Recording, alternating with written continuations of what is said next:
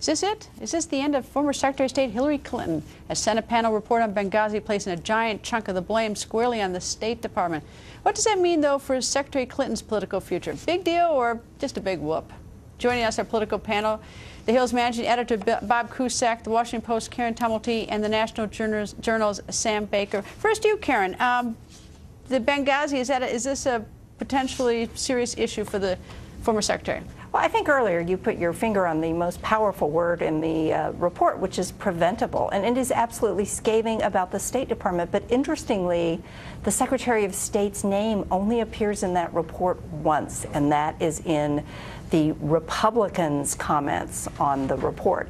There is never anything that has a document or anything that gets directly to her about the danger that was there.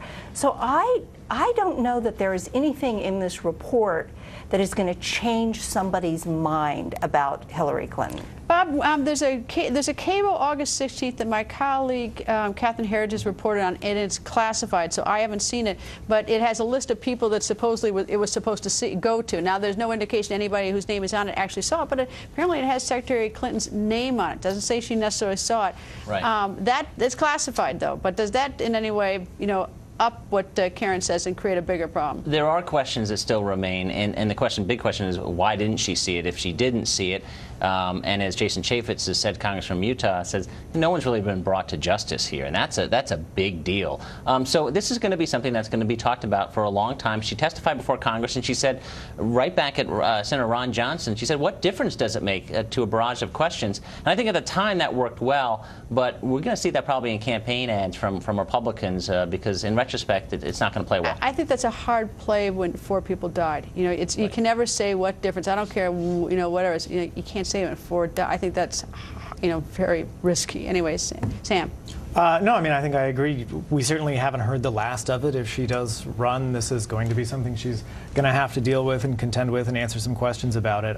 But to Karen's point, a lot of people have sort of made up their minds, either are pretty convinced of what happened here or have already sort of written this scandal off, and that is, going to be something that sort of colors how big of an issue this is. The interesting thing, I think, is if any Democrat raises it in the debates, and because she's not going to be alone, and of course she's the favorite and of a heavy favorite to win the nomination, I think she will, but will Democrats use Benghazi against her? Well, of course, Governor Schweitzer, he's running as the anti-Obama, supposedly, and I guess to the extent that he runs the anti-Obama, he may try to be running the anti-Secretary Clinton.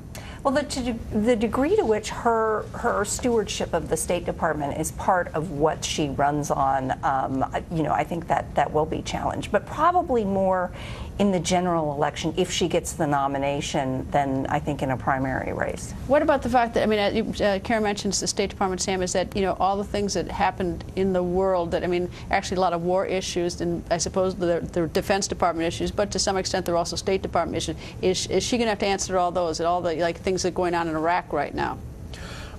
Yeah, I think so. Yeah, and we saw this in the Democratic primary in 2008, that she ran very strongly on foreign policy experience, that she had sort of been in the midst of all these things when she was First Lady.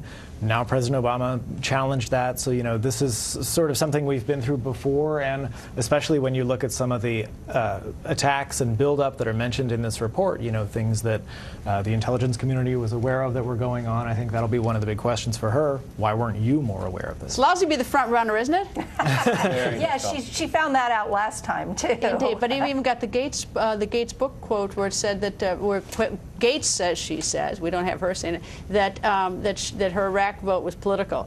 Right. They're going to. I think the Clinton campaign, when it forms, is going to have some type of simple message of her achievements at the State Department, because Republicans are already going after it. Her resetting relationships with Russia, that didn't work. So there's going to be a lot of debate about her role as Secretary. Panel, stay with us. Coming up, Hollywood constantly giving first aid to Obamacare, celebrities pushing young people to sign up. But now, one big star is tearing Obamacare apart.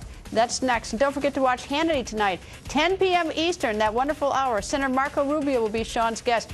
That's tonight, 10 p.m. with Sean.